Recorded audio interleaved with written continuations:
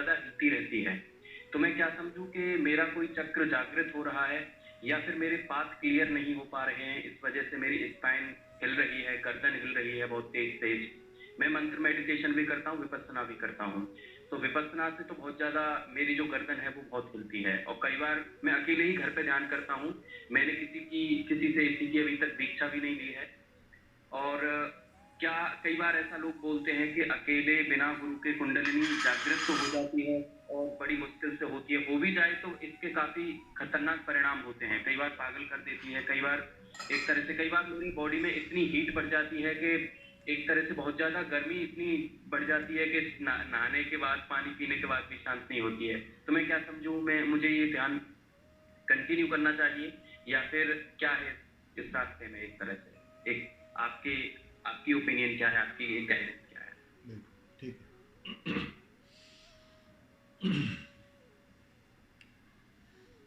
अध्यात्म यात्रा मतलब तुम उस ऊर्जा क्षेत्र को छेड़ रहे हो, उस कुंडलिनी को छेड़ रहे हो जो सबसे ताकतवर है। इस जगत में इससे ताकतवर कुछ नहीं है। यही ऊर्जा परमाणु बम लाती है, यही ऊर्जा अणुबम बनाती है। मतलब सबसे ताकतवर है ये ऊर्जा, और उसका स्रोत है तुम्हारे अंदर। अब सीधी सी बात है, बिना किसी के गाइडलाइन तुम कर तो सकते हो, पढ़कर, किसी को सुनकर, लेकिन कभी कभी क्या होता है, तुमने जिसको पढ़ा है या जिसको सुना है उसके अनुभव में कहीं कमी हो या वो पूरा ना हो, वो खुद ही अधूरा हो, वो खुद ही साधक हो, वो खुद ही यात्रा में हो। क्योंकि यहां साधक भी बांटना शुरू कर देते हैं, जिसका अनुभव नहीं है वो भी मजे से बांटते हैं, वो खुद यात्रा में है वो भी मजे से चर्चा करते हैं उस पार की। तो उस ट्रैप में फंसना थोड़ा आसान हो जाता है। तो हम क्या करते हैं, हमारा मन क्या करता है कि भाई किसी के प्रति समर्पित होकर, किसी को गुरु मानकर या किसी के सानिध्य में क्यों जाना।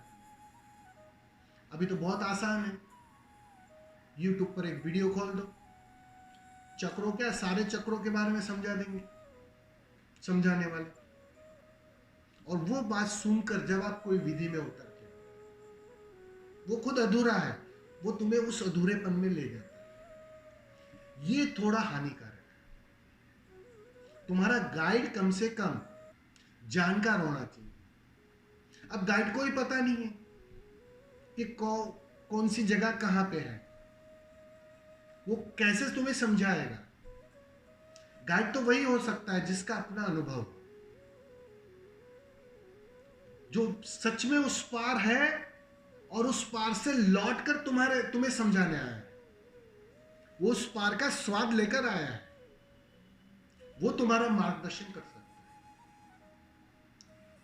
तो बिल्कुल ही आपका प्रश्न भी ठीक है, और आपने प्रश्न के अंदर उत्तर भी दे दिया है। आपने ही दिया है उत्तर कि वो चीज कभी कभी हानिकारक सिद्ध होती है। आप जो कह रहे हैं कि मुझे गर्दन में वाइब्रेशन मालूम पड़ता है विपश्यना करने के टाइम, या कुछ ऐसी बहुत सारी चीजें मालूम पड़ती हैं, उसकी वजह एक ही है कि तुम्हारे ऊर्जा शरीर में कहीं ना कहीं ब्लॉकेजेस है, रुकावटें हैं। तुमने कहीं से सुनकर पढ़कर साधना तो शुरू कर ली, कुंडलिनी को तो एक्टिव कर लिया। अब कुंडलिनी जब एक्टिव कर लो ना, तो उसको रोकना थोड़ा कठिन हो जाता है। अब जैसे वो जिन का ढक्कन खोल लिया, अब उसको रोकोगे कैसे? ऊर्जा तो सीधी सी बात है, वो तो उठेगी, वो तो बहेगी। अब जब वो बहेगी और जब वो तुम्हारे ऊपर के चक्रों पर या कहीं भी किसी भी स्थान पर जब वो पहुंचेगी, तो वहां का स्थान कोई प्रतिक्रिया देगा। इसलिए कहते हैं कि जब भी तुम गहरी साधना करो उसके पहले ठीक से सफाई कर लो। ध्यान से ज्यादा ध्यान की तैयारी बहुत जरूरी है। सीधा ध्यान में प्रवेश करना कठिन है, और आज के समय में तो बहुत ही ज्यादा कठिन। पहले सफाई करनी पड़ेगी। तुम सीधा विपश्यना में या सीधा गहरे प्रयोग में नहीं उतर सकते हो। तुम उतर जाओगे निश्चित ही, लेकिन वो कल पागलपन भी ला सकता है, वो बेचैनी भी ला सकता है। ऊर्जा बढ़ गई, और जैसे ही वो ऊपर के चक्रों में जाएगी, अगर वहां का चक्र या वहां की परिस्थिति अगर उसके अनुकूल नहीं होगी, अगर वहां का कचरा तुमने ठीक से साफ नहीं किया है, वहां तुम्हारे ऊर्जा शरीर में अभी भी रुकावटें हैं,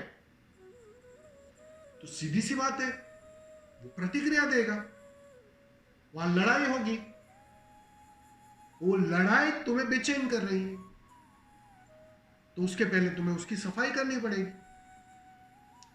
जैसे ही तुम सफाई कर लोगे ठीक से, तुम पाओगे अब शरीर भी तैयार हो गया उस ऊर्जा को झेलने के लिए, उस विस्फोट को झेलने के लिए। वो घनी से घनी ऊर्जा जब ऊर्ध्वगामी होगी, ऊपर उठेगी, तो सीधी सी बात है अब शरीर भी तैयार होगा। और जैसे जैसे ऊर्जा ऊपर उठेगी, तुम पाओगे अनुभव की मात्रा कम होने लगेगी। अभी अनुभव तुम्हारे बढ़ रहे हैं। इसका अर्थ ही इतना है कि ऊर्जा शरीर में रुकावटें है, ब्लॉकेजेस है, उससे तुमने निजात पाई नहीं है। और उत्तर तो तुमने ही दे दिया कि मैंने अपनी मर्जी से कहीं से सुनकर मैंने शुरू कर लिया। गाइडलाइन शुरू में बहुत जरूरी है, किसी के सानिध्य में करना बहुत जरूरी है। सीधा तुम नदी में छलांग लगा दोगे बिना तैरने सीखे, तो कभी कभी वो हानिकारक हो जाता है। पहले तो किसी स्विमर से के साथ तुम जब उतरते हो ना, तो थोड़ा एक भरोसा होता है, क्योंकि स्विमर जानता है कल मैं डूबने लगा तो वो छलांग लगाकर मुझे बचा लेगा। एक भरोसा होता है।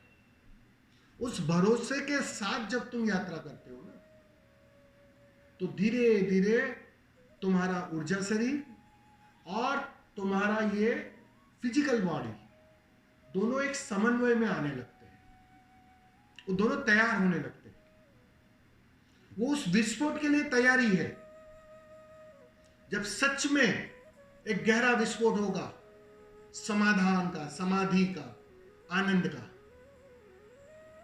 तब तुम उसे झेल पाओगे। शरीर भी तैयार होगा और तुम्हारा मन शरीर भी तैयार है, तुम्हारा ऊर्जा शरीर भी तैयार है। तो उसकी तैयारी बहुत जरूरी है। बिना तैयारी के सीधा ध्यान हानिकारक हो सकता है। तो कहीं भी जरा कहीं शिविर होगा तो शिविर में आ जाओ, वहाँ वीडियो को प्रैक्टिकली करो साथ में 4 दिन, तो तुम्हें अनुभव होगा। और फिर जाके उसको विधिवत तुम कंटिन्यू करोगे तो नेचुरली वो जो सफाई भी होती जाएगी, तुम तैयार होते जाओगे, और जो ऊर्जा है अब वो रंग लाएगी। ख्याल में आ रहा है ना? जैसे गुरुजी शिविर जो है 4 दिन का होता है या 5 दिन का होता है, तो उसके बाद में फिर से घर पे कंटिन्यू किया जा सकता है? बिल्कुल, घर पे करना ही है। घर पे होमवर्क तो बहुत जरूरी है। 1 घंटा रोज अपने आप को देना ही है किसी भी हालत में। शिविर में क्या होता है, शिविर एक आयोजन है जहां तुम 4 दिन 5 दिन के लिए आते हो, तुम्हारे पूरे संसार की उहापोह से परे सब कुछ छोड़कर। और जब तुम 5 दिन सुबह से शाम अलग अलग प्रकार की विधियां करते हो, उसमें सफाई की भी विधियां है, उसमें पैसिव विधियां भी होती है, उसमें कुछ एक्टिव विधियां भी होती है। उसको प्रैक्टिकली विधिवत करते हो, नियमानुसार करते हो। ऐसा नहीं है कि कोई भी विधि कुछ भी कर लेते हो, नियमानुसार करते हो। बहुत ही अनुभवी व्यक्ति के मुख से निकली हुई विधियां हैं। ओशो ने अनुभव किया है ध्यान का, और उससे परिणाम में निकली हुई विधियां हैं।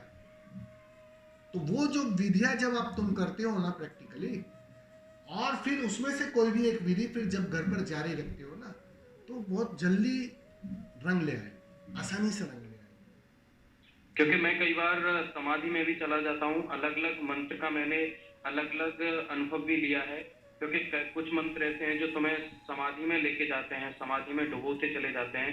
कुछ मंत्र ऐसे हैं जो सीधे कुंडलिनी पे इफेक्ट डालते हैं। जैसे माता आदिशक्ति के जो मंत्र हैं वो मैंने देखा है, वो सीधे से कुंडलिनी पे इफेक्ट डालते हैं और बहुत जल्दी से वाइब्रेशंस आते हैं।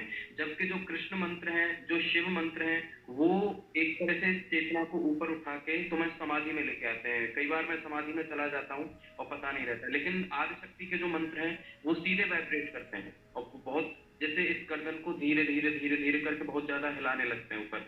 कई बार आभास होता है कि जो ऊर्जा है वो यहाँ तक सहस्त्राहार तक पहुंच रही है और यहाँ पे कुछ वाइब्रेशन मुझे फील हो रही है। नहीं, ठीक है, वो अनुभव के हिस्से है। और ऊर्जा शरीर तुम्हारे फिजिकल बॉडी का कंट्रोल ले लेती है। जब ऊर्जा जरूरत से ज्यादा आ जाती है, अब जैसे छोटे से बल्ब में तुम जरूरत से ज्यादा बिजली डाल दो तो क्या होगा? फट जाएगा या कुछ भी होगा, ब्लास्ट होगा। तो बस वैसी अवस्था हो जाती है तुम्हारे शरीर के अंदर। तो इसीलिए पहले तो तैयार होना पड़ेगा ना, बल्ब को तैयार करना पड़ेगा। बल्ब बड़ा चाहिए या तुम्हारे शरीर को तैयार करना पड़ेगा। तो साधना इतनी तो है ना। साधना है क्या, समझ लो, साधना की व्याख्या समझ लो।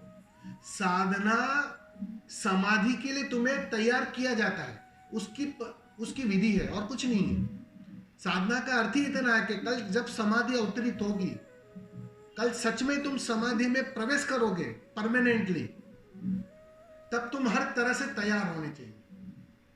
और अगर तुम तैयार नहीं हो, ना शरीर के तल पर है ना किसी मनस शरीर के तल पर, तो वो पागलपन ला सकता है, वो बेचैनी ला सकता है, वो कुछ भी परिस्थिति ला सकता है। बहुत सारे योगियों को देखा गया है कि वो पागल हो गए। वजह यही है, शरीर तैयार ना था और सीधा ऊर्जा के साथ खेलने लगे। तो जैसे वो इलेक्ट्रिक का बोर्ड लगा होता है ना, यहाँ 440 वोल्ट है, यहाँ छूना मना है, अब फिर भी कोई छू ले बिना जानकारी के, बस ऐसी कुछ परिस्थिति हो जाती है। इसीलिए मास्टर की जरूरत होती है। ठीक है, तो कहीं भी शिविर अटेंड करो एक बार और फिर ग्रुप में से आपको डिटेल मिल जाएगी। कहाँ रहते हैं आप? मैं दिल्ली एनसीआर में रहता हूँ, नोएडा के पास में। जेवर एयरपोर्ट सुना होगा? ठीक है, नहीं ठीक है, तो कहीं भी आसपास में होगा तो आप वहाँ अटेंड करिए। आप ग्रुप में ऐड हो जाना, और जो लिंक भेजूंगा ना, लिंक के अंदर जो ग्रुप है, ग्रुप के अंदर ऐड हो जाना, आपको डिटेल मिलती है।